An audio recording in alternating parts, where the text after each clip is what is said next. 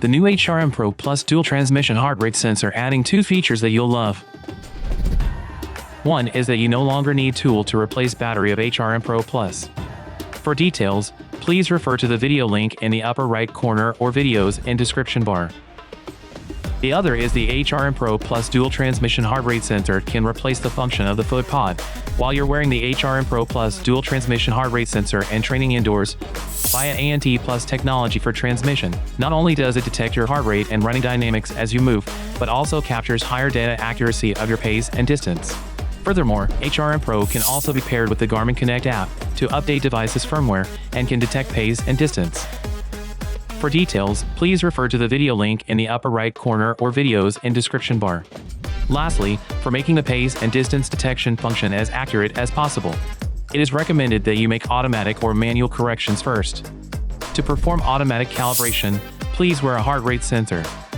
Device will auto-calibrate whenever you run outside with the presence of GPS with your strap. To get the best possible auto-calibration, make sure your outdoor runs cover the same range of pace as you typically run on the treadmill. It typically takes 120 minutes of outdoor running to calibrate your HRM, though the accuracy will continue to improve the more you run outside. Be aware, do not use trail run or ultra run when calibrating. When performing these two activities, the stride is relatively unstable, the auto-calibrate won't function on these two activities.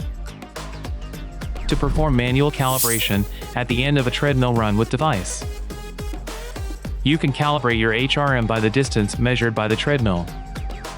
A minimum of 1.5 kilometers recorded on the watch, and when you stop the timer on your watch will ask you to enter the distance measured by the treadmill.